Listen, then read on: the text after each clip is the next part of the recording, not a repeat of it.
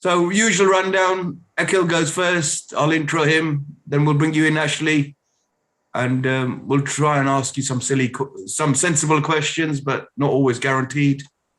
Why the hell are you? Okay, you're live now. Why am I not? Come, what's going on here? Why have you stolen my spot, Surinder? What's going on? This is not good. Right, TPP, we should be live. I don't know why Surinder's nicked my spot. Let me make sure we're live on YouTube. No, it's not working. We are. We're live on both, are we? Yep. And if we're not, it's all your fault. Right. Okay. Right, let me see if I can, what have I done wrong again this time?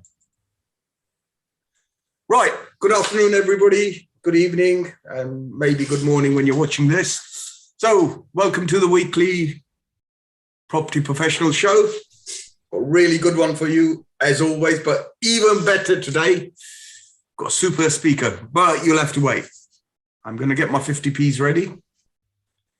And this chap's been on before. So, actually, we couldn't find anybody else, so we bring him. No, he's really good. That's why we've got him back. I'm just mucking around with you. So it's my good friend Akil. We brought him back. His presentation was so interesting. Comes up with some interesting stuff. I'm even going to give him a stack of my 50p so he can share his power. He can share his slides. I know. It's amazing what I do for you guys. All these 50p's I keep spending. Right, Akil. Now I know what you're going to ask me. Let me make sure I press the right goddamn buttons. Yeah. Oh, sorry, blaspheming, swearing, not allowed, but Right, I've put the right buttons in. I'm just entering the 50p's as we speak. So can you share my screen now? You might be able to screen share if I put enough 50p's in. So have a go. Perfect. Go Appreciate for it. Thank you, Dil, as usual, and Surinder, and Ashley, I'm looking forward to your presentation as well. So nice to meet you, Zoomily. That's a word. Listen. Yeah. Don't spoil the secret yet. Come on. No, I'm looking forward to it. So, for those of you that don't know me, my name's Akil Mir. I'm the owner of Our Mortgage Broker. We're an independent mortgage brokerage. We're a team of 8 brokers. We predominantly cover the whole of England and Wales. So whether you are a first-time buyer, a portfolio landlord, or a commercial investor, we've got the experience and the know-how to broker any mortgage and protection deals.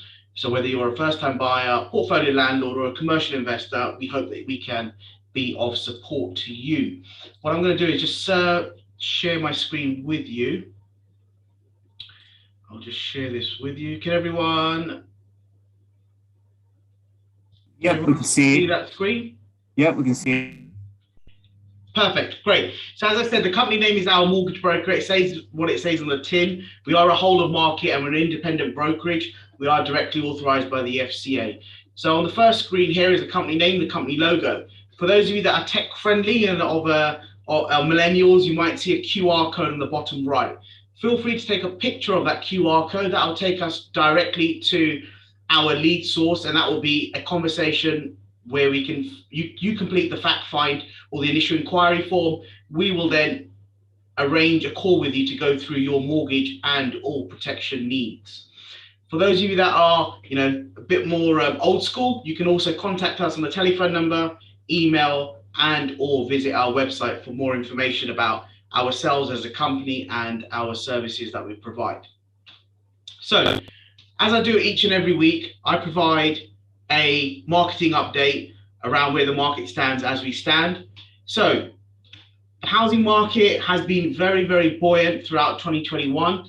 We've seen various incentives that have been thrown at us by the UK government, which is great news for people that wanted to get on the housing ladder or move home. We have seen a house price increase, which has been shared by Nationwide. So we've seen an increase of 0.7 in October and an annual growth of just shy of 10% for the latest year, which is phenomenal. So we're near the double-digit growth for UK housing, which is nice to see. The activity did spike for a third time in September, and that was mainly because of the stamp duty.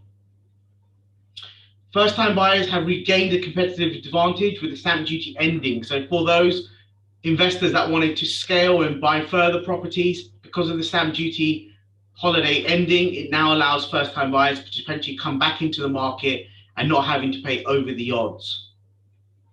There's lots of speculation about whether the Bank of England are going to increase the base rate.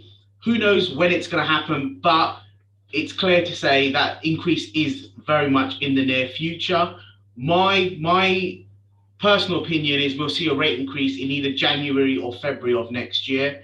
I think there will be small increments. The stock market has certainly put that into place, and a lot of predominantly the US stock market has factored in a rate increase across the whole world, I would say, as well. So be mindful that we are going to be seeing an increase in the Bank of England base rate. And what that means to your mortgages is this: if you are on a standard variable rate, you will see your mortgage payments increase on the subsequent months if you do see a rate increase. For those of you that have got a mortgage coming up or have got a portfolio of properties, I would certainly look at when your mortgages are coming up for renewal. So if you've got mortgages that are coming up in 2022, i.e. in the next 12 months, now's a good time to start speaking to brokerages like ourselves. And what we'll do is it's a fee-free consultation. We'll review your current portfolio. We will ensure that you're on the best terms, and or we'll ensure that you move on to the best terms that suit your property goals. So please do bear that in mind. The budget that was announced by Rishi Sunak, to be honest with you, there wasn't much negative news for the housing market. I think more of that news will come out as we come to the end of the stamp duty, as we come to the end of furlough and the business interruption scheme, so the CBILS predominantly. So there is usually a lag in the system. So I think we'll see that coming into fruition from January, February. Hence my speculation or my view or my forecast that we'll see a rate increase in January or February of 2022. And lastly there, the average UK rent increased by 1.3%. Now, I think UK rents will predominantly spike and go back up to where they were, if not go higher, because what you will see, a lot of people returning back to offices. And for those people that exited the London market because their employer asked them to work from home, I think what you'll see, and a lot of talk that we're seeing in the market, is a lot of people are moving back to predominantly the headquarters in and around London. So I think UK housing market, predominantly the capital, will certainly see an upward trend for that very reason, like it was negative first, but I think, as we all know, the capital always goes back up first. So I think you'll see a lot of UK renters going back into that market, and an increase in the UK rental market, especially in London or Greater London. So I like to add this comment in. Dill's a big fan of this one. This is the EPC rating. For those of you that don't know, this is the energy performance certificate that your property, this is your investment properties, need to have. So currently, if you own a investment property, i.e. a buy-to-let investment, you must have an EPC rating, which is E to A currently. However, from the beginning of 2025, all new rented properties will be required to have a certification between C to A. So if you own buy-to-let investments, all new rented properties must be at least a C, or if not, a B or an A.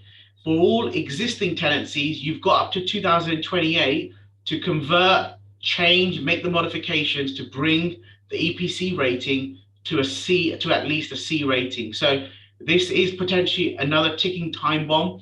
And as a mortgage broker, as an investor, I am keen to share this with the investor market, because 2025 is only round the corner.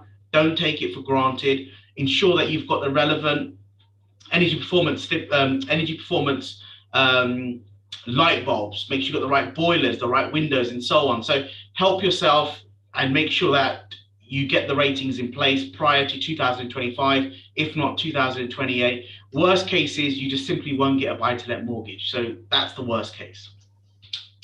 Another reason why you should another reason why people use a mortgage broker is we take care of your mortgages, your issues, your solutions. And as we're an independent brokerage, you're not tied to any certain lenders. So we've got access to the whole of the market, and our job is to find you the most competitive lenders. And I say this to all my clients: we work for our clients, we don't work for the lenders. Often we get to ask, when should I prepare for a mortgage? What do I need? So if you're looking to purchase a new home or your first home or move home, the key is speaking to an independent brokerage that understands the mortgage market. As I said, is independent and has access to the entire market. And what that does is it gives you confidence that you're getting the best rates and not just getting a set of rates from one lender from the high street, for example. Simple but basic admin is as follows. As a brokerage and as a lender, we'll need the following documents. We need a valid passport. We're going to need a valid driving license. So if you've moved home recently, make sure it's got your current home address on there. The lender and a broker like ourselves will need, if you're employed, your latest 3 months pay slips and your latest year's P60. We'll also need your latest 3 months personal bank statements to reflect the income that you received in your pay slips. For those of you that are self-employed, we'll need your latest 3 years tax calculations and the corresponding tax overviews. For those of you that don't know what that is, that's fine. Just send that one line, take a picture. If you're looking to apply for a mortgage in the next 3 months, take a picture of that line, send it to your accountant, and he or she will be able to share those documents with you.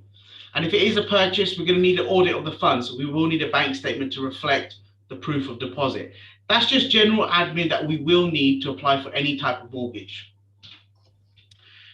So as we do it each and every week, we share with you the current mortgage rates.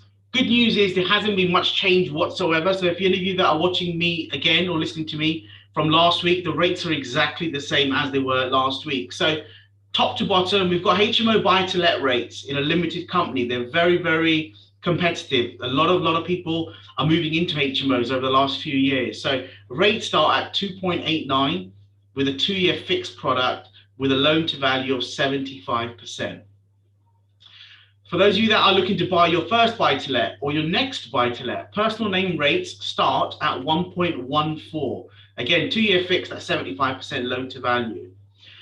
Those of you that are seasoned investors, portfolio landlords, or high rate taxpayers that may want to purchase properties in a corporate structure, i.e. a limited company, rates are typically starting from 2.59. Again, at 2-year fixed at 75% loan to value. So as you can see, the rates are phenomenally competitive, they're phenomenally low, and they're very, very attractive for that reason. The next section there is your main residence. So this is your principal home. So if you're looking to purchase your next home or your first home at 90% loan to value, i.e. with only a 10% deposit, rates start from 1.34, which is a tracker rate, which tracks the Bank of England base rate.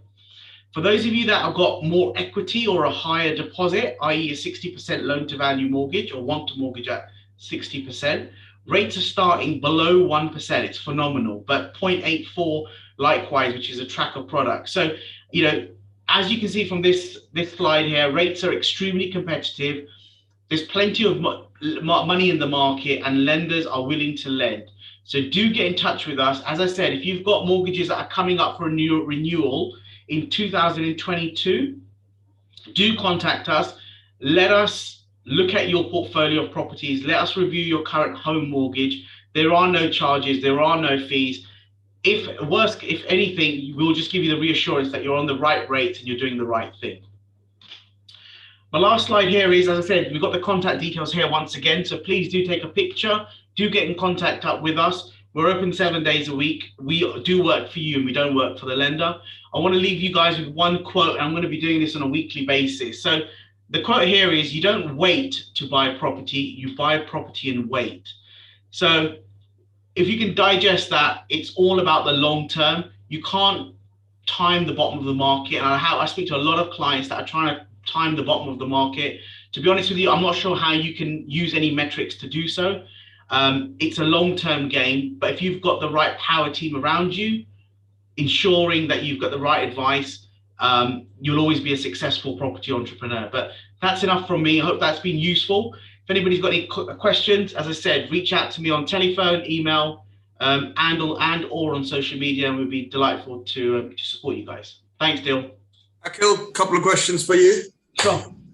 So I love the quote. Thank you very much. So that's added extra value. Brilliant idea.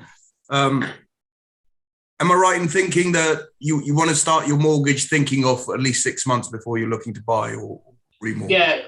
Yeah, I totally agree. The sooner the better, to be honest, because it all starts with the mortgage. There's no point in going to view properties unless you know how much you're looking to borrow or the bank's anticipating to lend you. So first and foremost, speak to the mortgage broker, understanding the level of borrowing that you could be considered for. Then speak to the estate agents, explain to them who your mortgage broker is, show them proof of deposit, and then start viewing properties in and around that valuation that we're providing with a mortgage. Fantastic. And as I'm getting my money's worth, am I right in thinking you're not even, so before I ask that question, when are you going on the Bank of England committee to affect the... No, I'm totally having fun as a mortgage broker. We're enjoying ourselves. I have no aspirations of joining that boardroom meeting, but you're going to turn that request down then? I will certainly turn the request down, yes. And they probably won't give me the time off to join your Thursday 5 p.m. call. So that's another reason why not. You're going to make the sacrifice. And one last question. Am I right in thinking you won't even charge them 50p to ask them to review your mortgage, ask you to review their mortgage portfolio? No, we certainly won't. At the end of the day, we're here to build relationships with our clients. And what we want to do is making sure that they're in the right deals, they've got the right mortgages. And as I said, at the very least, just to reassure them that they are on the right mortgage. So we've got a strong team of mortgage brokers that are fully qualified CMAP qualified brokers. And again, we're not just an average mortgage brokerage. We work with a strong power team around with us. So likewise, we work with Dill, who's our party wall surveyor that we often refer to our clients that are looking to develop properties and build properties. Again, if you're listening to this or watching this, and you're looking to become a seasoned investor, grow your portfolios, please surround yourselves with the right people, the right accountants, the right tax advisors, the right planning consultants, surveyors, and more importantly, the mortgage broker, because that's where it all starts from. And usually that's where the biggest cost is around the mortgages and property finance. So, we're only a phone call away. Starts with the man with the money. Thank you, Akhil. Look, I know you've got to disappear. You took time out to be here with us. My pleasure. Brilliant. Thank you for your words of wisdom. So we look forward to seeing you next week. More of your interesting quotes. I think that's a fantastic idea. Loving it. Thank you so much. All the best, guys. Nice meeting you again. Bye-bye. Brilliant. Right. Now, back to the show. So, as we love bringing you value, I think he's nicked my screen. Hopefully I'll go back on. Right. Well, we thought, what can we do to bring you value? Now, we bought you the guy with the money. And if anybody knows anything about houses and building them and so forth, you'll know this old adage. It's all about the stuff that shines. It's either the kitchen or the bathroom, right? We're working on the kitchen designer, but we had this chap on a few months ago now, and we've really struggled to get him back on because he's so busy, so good with what he does. And I'm going to give you, look, just between me and you, he's designed some bathrooms to do with the royal family. I'm not going to say any more. I know he does. His design skills are amazing. He's going to talk to us, I believe, about building new and custom houses. I'm not going to steal his thunder. I'm really, we're really privileged to have Ashley here. Ashley, I'm going to put, as your presentation was so impressive last time we had you on, I'm going to put all the 50Bs in the meter for you and let you share your slides. So over to you, mate. And I'm really looking forward to your presentation. Right, well, my name is Ashley Broughton. I work for an architecture practice called Agora Architects. We specialise in getting planning permission and working with projects where it may not necessarily be straightforward. So a lot of architecture practices will potentially turn down jobs because it may be too stressful, they don't have the expertise to deliver it. So we normally take on projects where we think you can get permission, and we will do risk shares on projects, and we know the tricks of how you can get things through where you wouldn't necessarily get them through.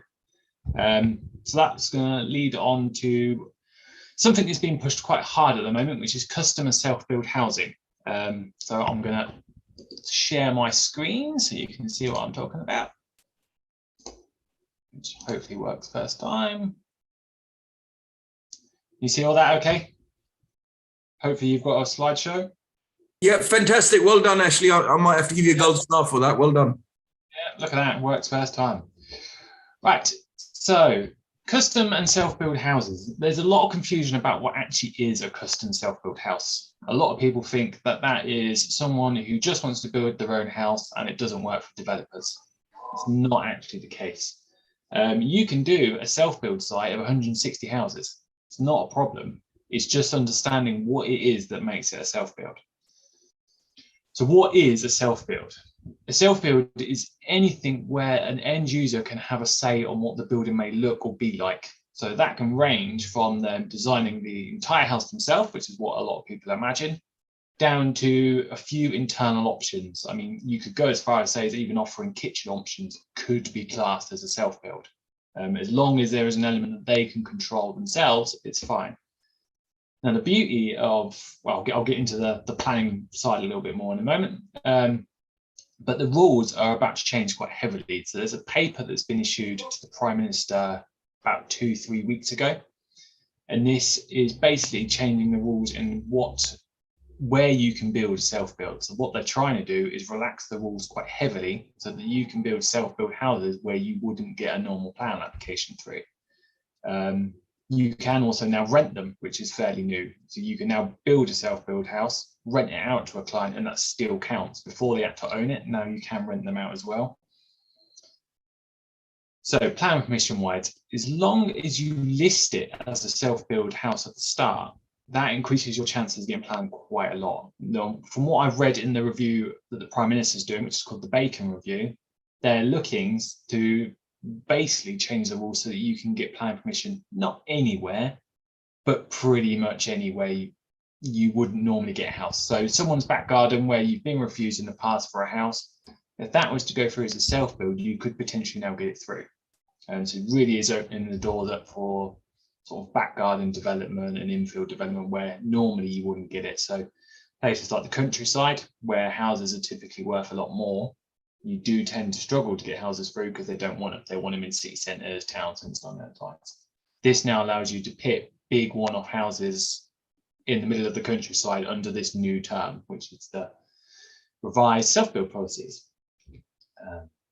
So this is the main element of this Bacon Review that is going to make the big impact, which is to give substantial weight to these self-build policies rather than just them having a little bit of weight. In the past, you used to be able to list it as a self-build and they would go, oh, okay, that's really nice, but it's still in the middle of nowhere and we're not going to let it go through. That's changing. So now you will be able, they will have to give that good weight. They can't just refuse it, which is obviously really good for everyone who wants to build something nice and shiny. So I'm just going to give you a few example ones we've done recently, self-build. I'm not sure how these videos are going to work, but we're going to give it a go. So this self-built house, it was actually a small bungalow the client had bought in a high value area. The bungalow was worth very, very little. Went in for permission to demolish and build what is close to a small mansion, essentially. Let's give this little video a go, just to give you an idea of what it looks like. Hopefully that plays on your screen.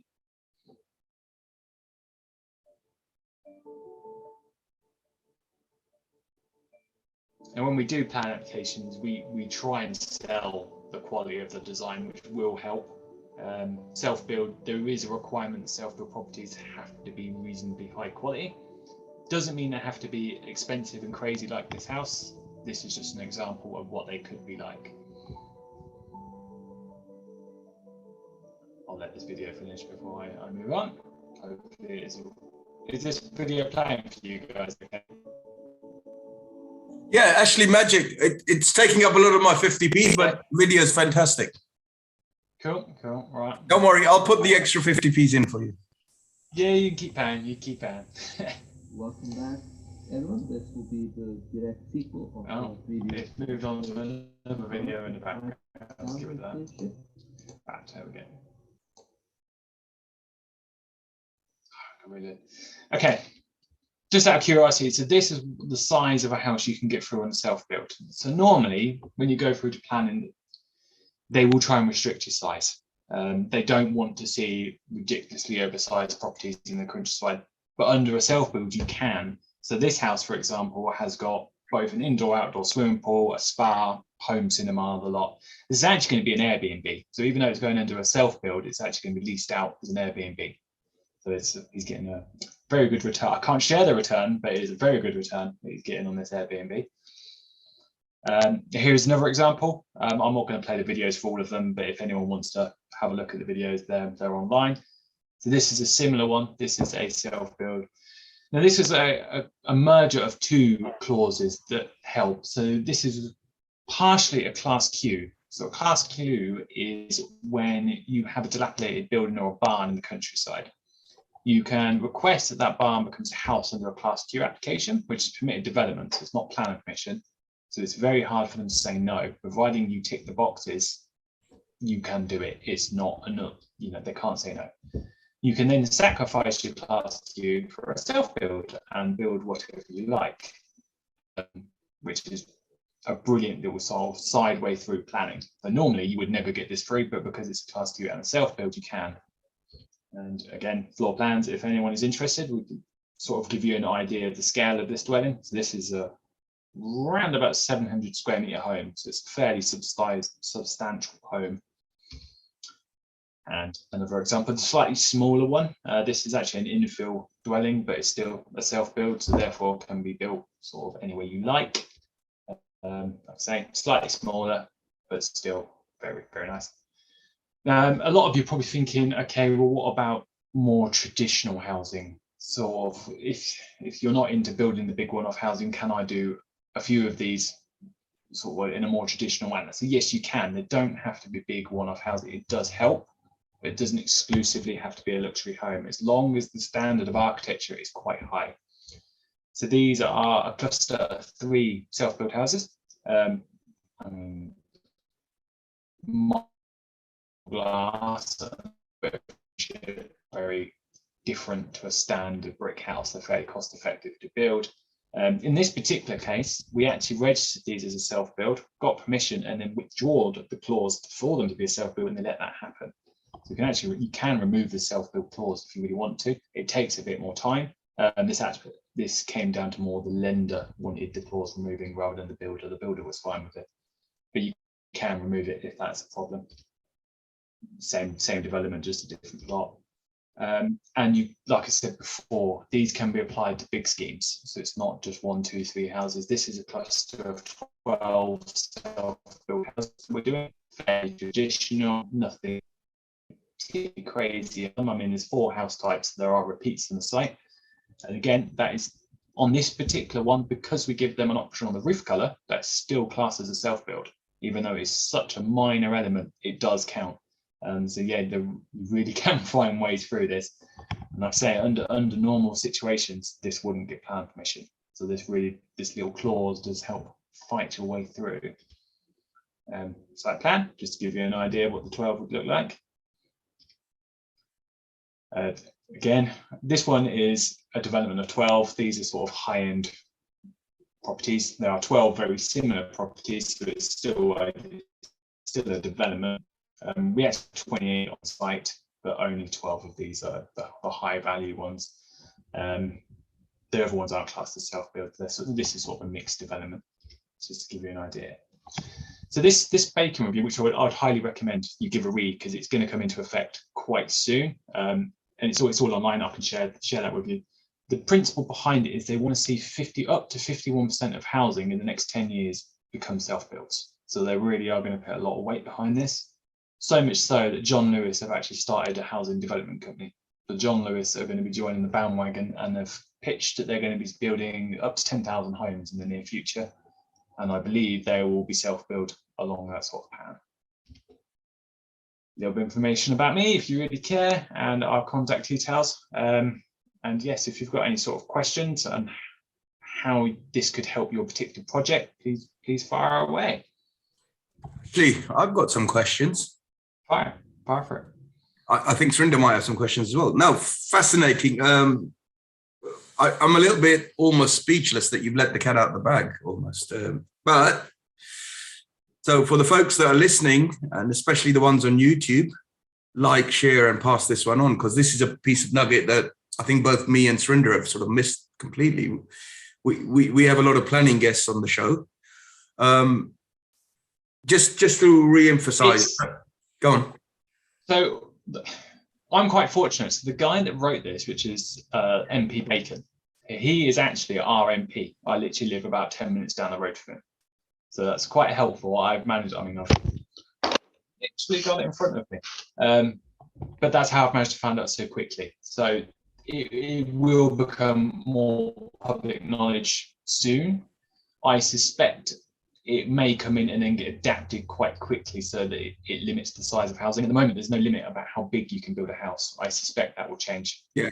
Maybe in 6 to 12 months, they'll say, well, okay, 3 to 4 bed house max. At the moment, I'm seeing houses of 30 bedrooms plus that are still going through on this setup. I mean, we're talking hotel size houses going through, and they're just casting them as, you know, HMOs or hotel. I mean, you can hotel if you wish to, but there is no limit. As big as you like is fine. Wow, I think you've just dropped a literally bombshell on us, but that's amazing. When does this law is in place now, or is it coming into place? So it's not, well, it's with the Prime Minister, and the Prime Minister has signed it off. As long as he hasn't lost it in Peppa Pig World, you know. Yeah, as long as he don't lose it. I've got the paper copy, yeah, so I'm all right. I Okay. can give it back to him. I mean, they've published it, so it's in effect. It's just the planning departments have to catch up, but they will be catching up. I mean, they're under review now, so that should come out in the next 4 to 6 weeks. Hopefully, that should all be through as normal. But even though it's not out with the planners at the moment, providing that it's in your design statement and justified, they should have to honour it. So you don't necessarily have to wait as long as you've got the argument there ready to go. I mean, I've already got it on confirmation that this MP will back your plan application. Regardless of where you are, he will give you support. So you'll have MP support straight away. Brilliant. Great. So the man to know is you're the man to know because you're the man with the contact. I'm guessing. He's the man who knows the man who can do it. You're the man, right? So it's not about what you know; it's about who you know as well. And we've got them all here on the show. So, am I right? Just to confirm, it's, as you can tell, I'm almost lost for words. That's quite rare for me. just to confirm, it's not just one house you're talking about. You can have a whole estate being built and still. What was the number you're going? What was the upper number? Well, there is no upper limit. The biggest one that I know of that's been done at the moment, I believe, is over in Liverpool, and that was 160. Wow, and they all call them self-builds because there's one detail you can change in them: roof color, kitchen, bathroom, whatever. Yeah, so on them particular ones, they've said that you can split one bedroom into two. It doesn't affect the house price. It's either you get a big bedroom or you get two. But that is classed as a self-build because you're changing the fabric, you're changing what the building is. It's a stud wall. It costs nothing as a developer to put the thing in. Don't tell them that. I mean, you know, it costs a fortune to add a wall. It costs a fortune to take a wall down. Not to Yeah, definitely. It could cost you quite a lot of money to take a wall down, actually. You know exactly what I'm talking about. So, yeah. And am I right in thinking with all things planning, planners, may not be aware, so you may have to bring it to their attention and say, no, you're wrong on this.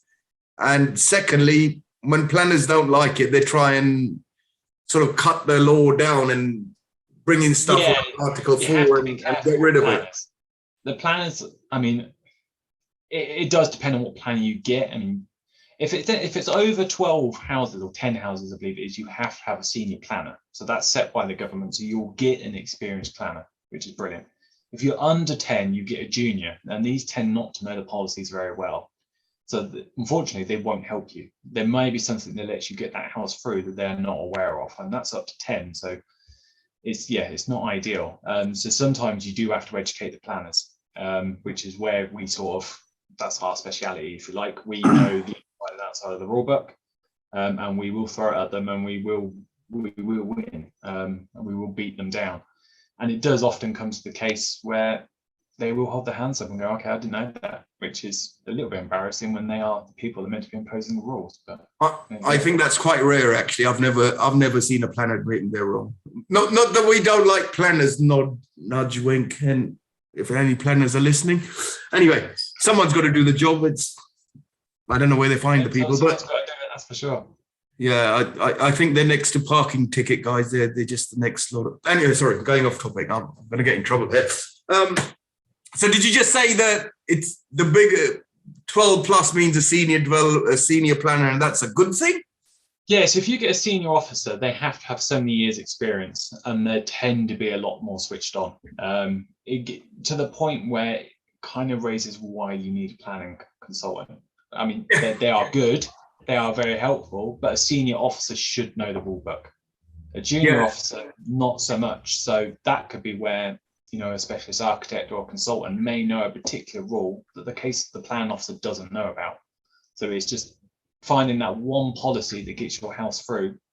They may not know it. So you are better off sometimes on bigger projects, but it shouldn't really make any difference. Or in the case you just spoke about, your 160 houses through. Yeah, I mean, it would have been on the same simple policy. A senior officer will know that policy. I mean, the good thing about a senior one is they know when and when not to argue. So that's sort of the main benefit. Well, from my experience of planners, sometimes even knowing the policy, they'll try it on because they're in a no-lose scenario sometimes. And, some people who may not have had as much experience of the planning. There's ways to scare them.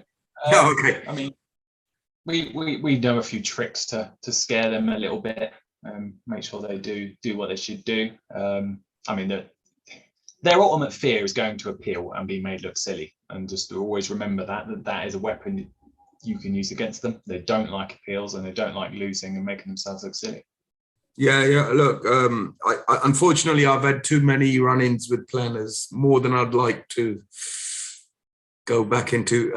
I am a bit shell-shocked at your presentation. I'm going to be really truthful. It's something that you've completely caught me off guard, and I usually know what's going on in some elements of planning. Surinder, have you got any questions or comments? Yes.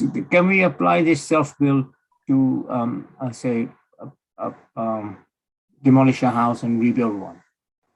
So if you was to demolish a house, you can in terms of scale. So if you demolish, like the example I gave at the start, which was a small 2-bed bungalow, and we replaced with a 700 square meter house with spas and swimming pools and all those sort of things, that's where the self-build would come in, because you're trying to justify the scale. In terms of a replacement structure, they can't, or they shouldn't say no. So you can knock a building down and replace it, and they shouldn't be able to stop that. The case you referred to was in the countryside. What about in, say, an ordinary normal street? Would they restrict you to? If the building was there to start with, and there is a building there at the end, it's all the same in terms of planning. The only question would be, are you damaging another building in the process? So terrace obviously becomes a little bit of an issue. No, but say a detached house with land. If it's detached, and it's on a street, demolish it, rebuild it. There should be no grounds to stop you doing that. But can you increase the footprint of it or not? Yeah, fine. Wouldn't no reason to stop you making a house bigger. The main thing that they will get is possibly don't go too much taller. I mean, you can go taller, but not horrifically taller. In terms of deeper, no, there's nothing really there to stop you from doing that.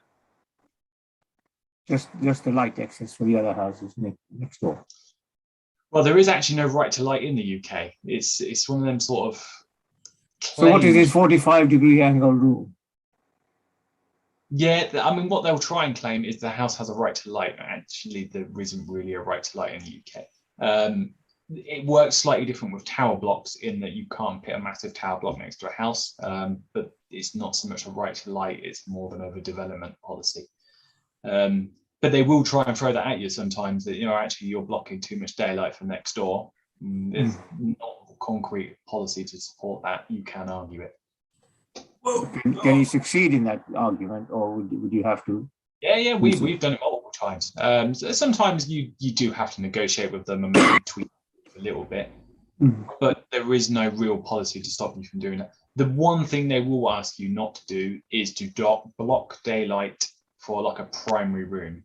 So lounge, for example, it would ask you not to do that. If you're blocking light for a bathroom or hallway or bedroom, there's no policy to stop you from doing that. That's fine. Okay. So Ashley, It's more of a request. That's the important thing. It's a request, not a demand. They will request you don't block light. It's very hard for them to demand it. So the 50% rule of curtilage will not apply if you have a new build, soft build. Yeah, you can't overdevelop the site. There is limits on that, but it's a lot more complicated than that, because you can build and then extend it and then extend it again, and there are ways around that rule. The rule is actually you must have 50% amenity space. So that doesn't necessarily mean it has to be ground space. It could be roof terrace, roof gardens, something to off. As long as they've got somewhere to go outside and have a barbecue, basically, that is kind of where they're getting at. It doesn't have to be garden space. Okay. You probably see it quite often in London, where they build a first floor level and then put a roof garden on top, and that would tick that box. But Yeah. but if you put a roof garden, won't the neighbors object for being overseen? Again, you can get around it. You can put hedging around the side. You can make sure that the direction that you're looking at is no different from, say, a bedroom window. There are ways around it. It does make it a little bit more complicated. You can't obviously have a balcony looking straight into next door's garden, but you can still get around it. There are ways around it. So I'm getting really interested in this, because we started with bathrooms and now we're going into hedges. Fascinating. Sorry, Surinder, any more questions? No, that's fine. That's quite Interesting. enlightening. Yeah. Enlightening. Talking about enlightening. So what's this? You said there's no right of light. So what's this easement that I hear of with? It's a law of easement, the right of light. Is that something? They'll try and push that there is a right to light. There isn't actually a rule to say that. Well, there is. You can't overcrowd a building or overdevelop a site. So things like a tower block, hitting that next to a 3-story house is going to completely put it in shadow, and that's just going to be unfair. But it's more of a development issue than actually a right to light. So if you're extending a house, so you're making it deeper, and you're going to potentially put the next garden in shadow, well, that's not enough to stop you. There needs to be something else as well. You can't just use that sole argument, because you could argue that any development ever is going to put something in shadow. So there needs to be more than that. They will try and push the right to light, but it's not grounds for refusal. Yeah. So from my understanding, the planning right of light is a different understanding of the law of easement, which is right of light, and the law of easement is something to do with 800 or 900 millimeters off the ground. They come and take all these measurements. You can still build, but you have to compensate the owners for the loss of value. So that's something different, and it's that's more of a legal issue. Yeah, that's a legal issue. If you can get it before, but yes, that would play part. You may have to compensate them for their loss. Yeah. So you say that's a legal issue, but would that stop the planning? No. Planners don't care about legal issues whatsoever. No interest. Okay. So I think the way it's looking is you get your planning, you do the build, and then you fight the lawyers for the legal issue and pay them the compensation, and you can get insurance policy. It's literally a specialist subject in its own domain. It's like you have specialist surveyors that do that stuff. They work out the loss of sunlight, and you have to do compensations, and it's really complex. But I guess what you're saying, Ashley, is it's not the one that the planners throw at you, because they've created their own sort of version of it. They're coming from a completely different perspective. They don't care about the legal elements. I mean, to be honest, once the plan permission's in place, well, just because you've got plan permission doesn't actually mean legally you can build it. It's past their policies. You should be able to build it, but not always. They don't necessarily care about land ownership, legal right, any of that side of things. They don't care. Yeah, so very, very interesting point you've just brought out. Just because, and it's the one I get a question a lot on in terms of party walls. Yes, but I've got planning. you've just ticked the planning books. There's a whole bunch of pre and post hurdles.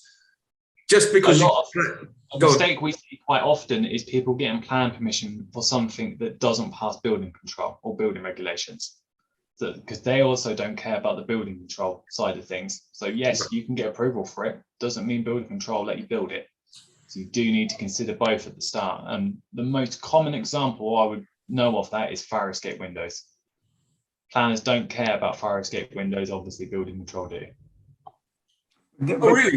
Those things can be worked out on talking to the building control, aren't they? Well, they should be, but if you've then got to put a window and it isn't in your plan application, you then have to go back into planning, which starts the whole process again. So that is the biggest one we see is people put bedrooms in with no escape windows. Does it start the planning again, or my understanding was once you've got the planning, they can't take it away from you? They can't, but you can't build what you've got planning for. So you've still got to go back in to get it corrected. To get just the correction done rather than everything else. Yeah, it won't necessarily be the full period of time, but it may not necessarily be very quick. You still could be talking 12, 16 weeks just to get that one window signed off. And they may still say no. They don't have to say yes to it. Mm-hmm. So wouldn't that be seen as an amendment or is that the word, the amendment, planning amendment? Yeah, classed as a non-material amendment. The big issue is they don't have to say yes. If they don't want you to have that window, you kind of got to redesign it, and that's where the time will be. So yeah, you need to make sure you get your building control passed, or at least considered at the same time. Don't just leave that as a separate issue, because you could be back into planning all over again. So basically, you could end up getting planning, do all the party wall, do all the structural calc, start the build the damn thing, but building control won't sign it off. Yeah, and then you're stuck with a building that you can't sell. You can't sell, mortgage, or do anything with. It's super. I don't think people actually realise that it could potentially work like that. And just to cover another subject, you can get planning, but the ground conditions or what's under the ground may make it impossible or infeasible for you to build what you've got planning. Yeah, they are addressing that. So now with anything over 10 houses, you do have to do ground testing. It's more to do with flooding than actual structural loading, but you do have to cover a part of it now as part of anything over 10. Mainly because people have had this issue. They've got permission for housing, they just cannot build, which is not good, obviously. And what are some of the reasons for that? So the most common reasons are, well, they are removing this one, but flooding. So you've got permission for houses that you can't build because the site just floods. So they are removing that. You now do have to do flood risk assessments. But the main other one will be your building regs. You can't get it signed off. So for a big development, for example, that could be something as simple as a fire truck. Can you get a fire truck in, turn around and put your fire out? The answer is no. It don't matter if you've got planning permission or not, you ain't building it without approval. So make sure you can get your fire trucks in. Sorry, what was the fire truck one? Because that's interesting. I just saw a fire truck this afternoon running down the street. So you need to be able to get a fire truck within 30 to 40 meters of the house. So if you've got a development, say it's a backyard development, and it's quite far set back from the road, the fire truck needs to be able to get down there, turn around and come back out. And what we see a lot of is people get permission for a house that's quite tight, comes for building control sign off, and they can't get the fire truck in. So they won't actually sign it off on those grounds. So that's something to be mindful of, that can you actually get emergency vehicles to the house? Right. Yeah. Okay, going back to the small bungalow being extended into a big 7-bedroom, whatever. Yes. Does that apply in the green belt as well? Anywhere. If there's a property there already, it doesn't matter. Anywhere, literally anywhere. Right. And going away from Surinder's mansion to a potentially tiny house that I would do, did you say you can do them as, I guess not as small as you like, but quite smaller ones? Is there a minimum size limit? Well, there's minimum sizing for housing, which is set by the minimum space standards. In terms of self-build, no, they can be, providing they're within the minimum requirements, that's fine. There is, I think there's one over in Liverpool, I believe, where so they're rentals. So you can do self-build even though they're classed as rentals, which is a little bit odd. So they can be leased out. and they were all tiny sort of 1-2 bed studio apartments, and that was fun. So literally 37 square meters and above sort of scenario. There's no minimum size on them. Wow, interesting. Well, Ashley, look, I think Surinder's speechless. He's going to have a lie down now by the looks of it. I'm flabbergasted. So you've brought some really interesting, fantastic content. Look, if you've just listened to what I've just listened to, and you need, I'm gonna say you need the impossible done. Please contact Ashley. There's his details. We'll put them in. Surinder, can we arrange to put them in our stuff that goes underneath our Facebook and YouTube? Yep, no problem. We'll What I'm saying is, if you've had land where you've got refusal in the past, and you just send it to us, we'll have a look. I mean, we don't charge to have an initial look at something, and if we think that there is a way of getting it through, we're open to risk shares. You know, we work with you to get it through. Okay. But yeah, we do get a lot where they've been refused by the planners, and you've worked with different architects, and we've got them through. Brilliant. So not only will you have a look at it, I don't know if you're going to get very busy, you might have to start charging because you might have capacity. But you're open to doing joint ventures and risk shares. Yeah, we do joint ventures. We do risk shares. In some situations, we'll pay for all of it. Under them circumstances, we just ask for an uplift, and we take a percentage of the uplift. Bloody hell, that's even better than free. you pay for it and take your money afterwards. You know, talk about no win, no gain, no win, no pay. Oh, fantastic. Surinder, have you speechless yet on that one? Oh, well, I am speechless. I'll have a word with Ashley tomorrow, if possible. There you go, Ashley. That's your first recommendation already in line, mate. That works for us. Yeah, that's good. Brilliant. I might get you a second one as well. So look, guys, folks, thank you for joining us. Ashley, superb knowledge share is the least I'm going to say. That's some really interesting materials. It's been really great to have you on this show. I guess when the Prime Minister digs it up from Peppa Pig World and gets this law actually signed, will you come back and do another run through and give us more details on some of this superb stuff you're doing? As soon as it's live, I mean, we'll probably have a stockpile of them ready to go. That's what we're saying to a lot of people is, you know, have it ready, because as soon as you start pumping through, they're going to find people at the moment it's very broad. I mean, you can, like I say, you can pip lily anything you like through. They are going to change, and they're going to start to cap it. Sure. Yeah. Planners find a way of ruining everything. Managing, I don't even know what the term is. They just ruin everything, basically. Either them or the developers or the rest of the world. But anyway, look, it's good to be off to the races quick. Thank you for that brilliant share. I mean, look, I've been doing this for a while, and that's one of the most interesting ones I've seen so far. I think Surinder will agree with me. It's one of the most interesting. Certainly, yeah. As Ashley said, I mean, what else can you ask for? Don't delay. Get in touch with this man absolutely today. He's already got a queue forming. Let's get it done before the planners mess this up. Sorry? Yeah, definitely. Don't wait around, because you will miss the boat. They will ruin it. Yeah, don't wait. The man he said it. He knows them. He probably goes out to golf with most of them, because I won't ask you to declare that. But look, he knows this game backwards. From what I've previous interview, he's always sharing astounding stuff. Look, get in contact with Ashley. He's the man. Ashley, thank you for coming on and sharing this real pearls of wisdom. Amazing. And please come back on as soon as this is live. I know you'll have a busy queue forming, saying, you know, building all these superb developments. But please come back on our show. We want to hear how this is getting through. And I guess the beauty of all this is it's all needed housing for all the people that are short of it at the moment. They're pushing it hard. I mean, really hard. And the beauty of them trying to push it so hard is they're not having enough time to consider stuff.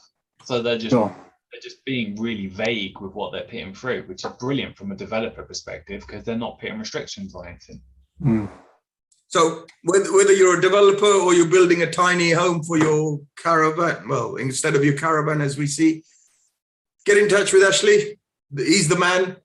Surinder, do we know who we got lined up for next week, or is that a secret still? That's a very big secret. Right. Okay. So that's the secret. We can't tell you who we got next week. But man, did we bring in a good one this week? So Ashley, brilliant. We're gonna have you back on the show. Join us next week for more fun and games and more secrets to be revealed. Sorry, any comments from Ashley or Surinder? Well, just to thank Ashley for coming along at a very, very short notice. Thank you very much indeed. No problem at all. Yeah, thanks for having me. And yeah, more than 4 hours notice next time would be appreciative. We'll look, Ashley, just to level up with everyone. We did have a speaker, but the chap had to drop out. So it's double thanks to Ashley, actually. Brilliant. No, thank you for stepping in, and more so for sharing that amazing content. What can I say? It's just, it's got me gobsmacked. I'm going to have to watch the recording a couple of times now. Actually, brilliant. Thank you very much. Really appreciate your time. And we'll definitely be in touch. I promise you. No problem. Thank you very much. Yes. Thanks, Ashley. Thanks, Dale.